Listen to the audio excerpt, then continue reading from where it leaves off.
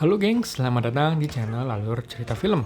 Di video pertama ini, kita akan menceritakan sebuah film gangster yang berjudul Public Enemies. Film ini didasarkan atas kisah nyata yang berlatar pada tahun 1933, ketika Amerika mengalami masa-masa suram akibat depresi besar serta kriminal yang semakin merajalela. John Dillinger yang diperankan oleh Johnny Depp, Babyface Nelson, dan Pretty Boy Floyd tercatat adalah para perampok bank yang paling dicari di Amerika. Pihak FBI kemudian menunjuk agen Melvin Purvis yang diperankan oleh Christian Bale untuk memburu John. Lalu bagaimana kelanjutan ceritanya? Langsung saja kita masuk ke dalam inti cerita. Film dimulai tentang sebuah mobil yang berisi seorang polisi dengan membawa seorang kriminal bernama John Dillinger. Mereka pun masuk ke dalam rumah tahanan. Di dalam rutan, para napi sedang melakukan tugas sehari-hari mereka. Salah satunya adalah menjahit pakaian. Kemudian datang sekelompok tahanan senior sambil membawa sekotak kardus yang di dalamnya diselundupkan benda-benda berbahaya seperti senjata api. Lalu terdengar aba-aba yang membuat para tahanan menyerang pihak kepolisian yang menjaga para tahanan. Tak berselang lama, alarm pun berbunyi. Para tahanan pun kocar-kacir lari meninggalkan rumah tahanan. Dan para polisi langsung berjaga di benteng pertahanan mereka. Baku tembak tak terelakkan antara John dengan para polisi. Mereka kemudian kabur menggunakan mobil menuju Chicago. Sekelompok agen yang dipimpin oleh agen FBI bernama Melvin Purvis berlari mengejar Floyd yang kabur menuju hutan. Baku tembak pun terjadi lagi. Hanya berbekal senapan, satu buah peluru dapat dengan mudah menembus tubuh Floyd. Karena sudah tidak berdaya, dia pun menyerah dan akhirnya mati karena kondisinya yang sudah semakin parah. Di tempat lain, John dan kawan-kawan akhirnya sampai di rumah sekelompok wanita yang ditemani seorang pria bernama Sport. Mereka pun mengatur ulang senjata dan memperbaiki mobil mereka. Tak lupa John memberi bonus ke seorang polisi korup yang membantu mereka melarikan diri. Setelah itu, mereka pergi untuk merampok sebuah bank. Alarm pun berbunyi. John lalu membawa seorang direktur bank untuk dipaksa membuka ruang berangkas. Tak berselang lama, di luar para polisi telah tiba. John dan kawan-kawan pun segera mempercepat perampokan mereka dan mengumpulkan para sandera, lalu membawa mereka agar para polisi tidak menembaki John dan kawan-kawan. Baku tembak pun terjadi antara perampok dan para polisi. Sambil membawa mobil, mereka terus menembaki polisi yang sudah mulai kewalahan. Setelah dirasa aman dari polisi, mereka pun melepaskan kembali sandera yang mereka bawa. Scene berpindah ke sebuah gedung pemerintahan. Kepala penjara bertemu dengan seorang agen FBI yang bernama Melvin Purvis. Direktur kemudian menunjuk agen Purvis untuk membasmi para gangster yang sudah meresahkan daerah Chicago tersebut. Lalu di sebuah klub malam, John Dillinger bertemu dengan seorang teman yang bernama Alvin. Dia butuh bantuan John untuk menculik seorang bankir yang bernama Ed Bremer. Selain itu, mereka juga berniat mencuri kereta barang yang berisi uang sebesar 1.700.000 US dollar. John pun tertarik untuk ikut dalam rencana besar tersebut. Setelah Alvin pergi, John kemudian berkenalan dengan seorang wanita yang bernama Billy Frechette. Lalu mereka pergi ke sebuah restoran. Di sana, seorang teman John yang bernama Gilbert memperkenalkan dia dengan seorang ketua gangster lain yang bernama Frank Nitti. Keesokan paginya, terdengar berita radio yang memberitakan John Dillinger sedang diburu oleh para penegak hukum atas perampokan bank yang dilakukannya. Agen Purvis dan para polisi kemudian menyusun rencana untuk menangkap John Dillinger.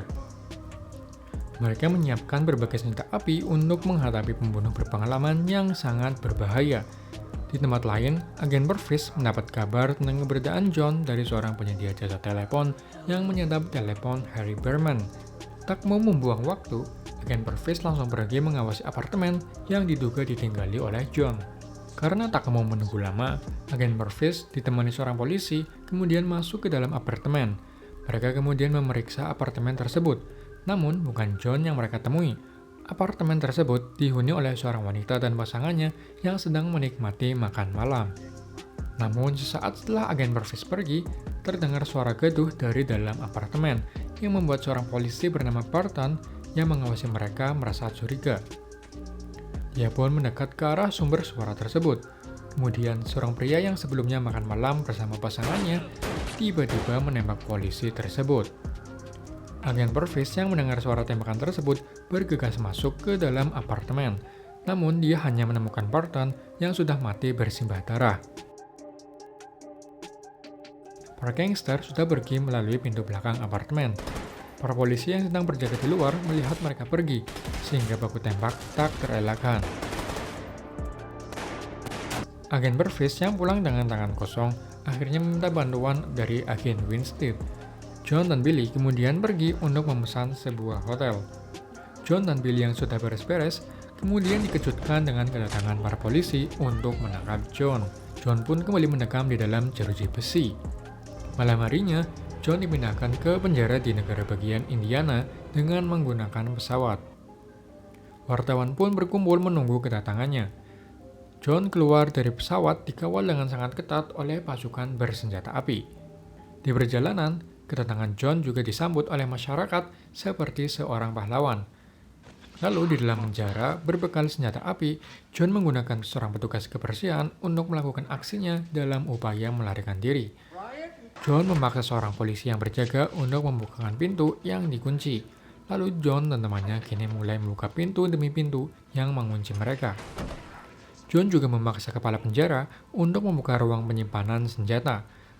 Lalu dengan mobil curian, John dan kawan-kawan kemudian pergi dari rumah tahanan yang dijaga dengan sangat ketat oleh pasukan bersenjata.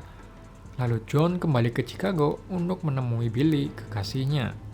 Di sebuah bioskop, teman John yang bernama Tommy, yang merupakan kaki tangan Baby West Nelson, mengajak John untuk merampok sebuah bank yang diduga di dalamnya berisi uang sebesar 800.000 US dollar. Lalu keesokan paginya, mereka merampok sebuah bank dan menyandera para nasabah. Baku tembak kembali terjadi. Baby West Nelson yang sok jagoan menembaki orang-orang yang menonton aksi mereka. Akibatnya, John terkena tembakan oleh sekelompok pria dan Tommy mati tertembak.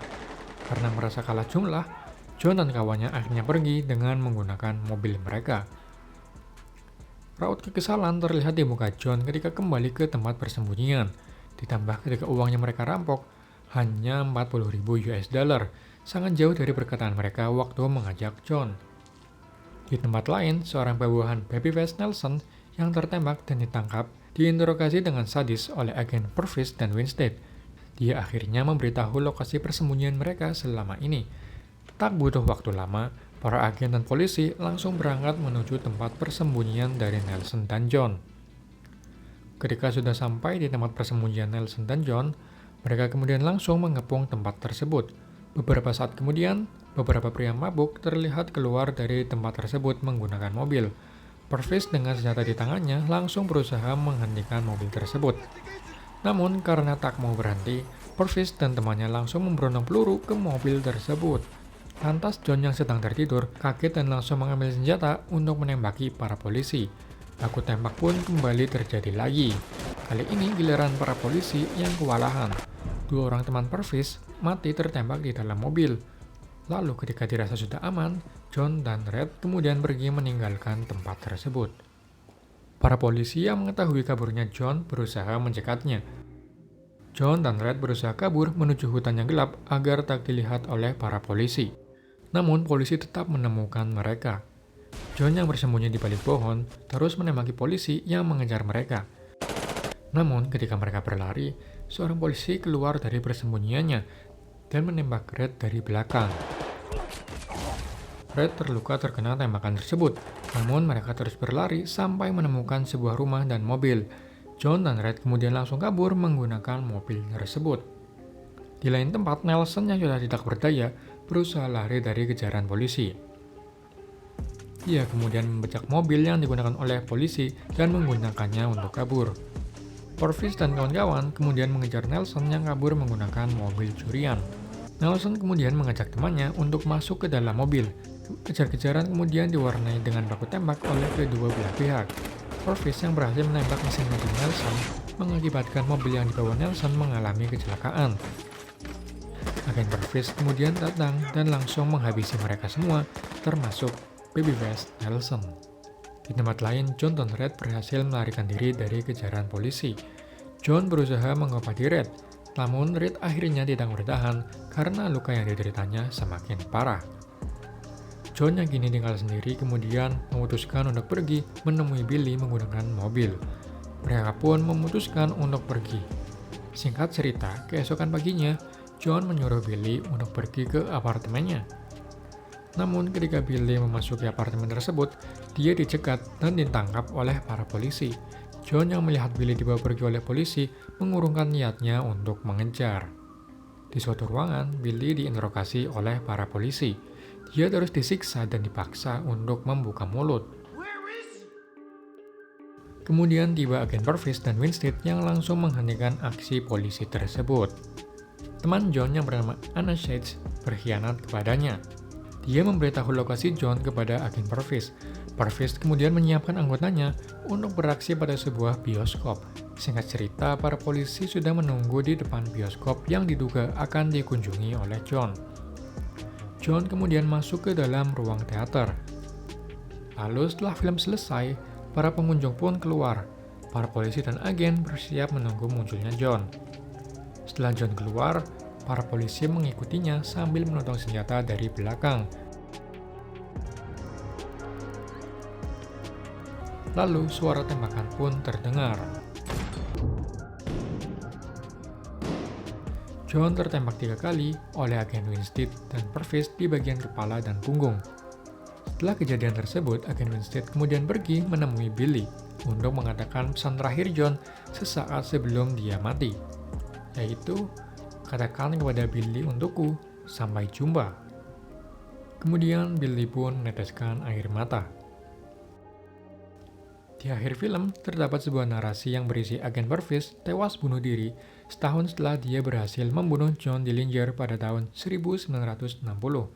Sedangkan Billy Frechette dibebaskan pada tahun 1936 dan hidup damai di Wisconsin hingga akhir hidupnya. Sekian alur cerita film Public Enemies yang bisa saya ceritakan. Jika ada saran, kritik, atau rekomendasi film, silakan tulis saja di kolom komentar. Terima kasih sudah menonton sampai detik ini. Jika kalian suka dengan konten ini, silakan subscribe agar saya bisa lebih bersemangat dalam membuat konten. Sampai jumpa pada video-video berikutnya.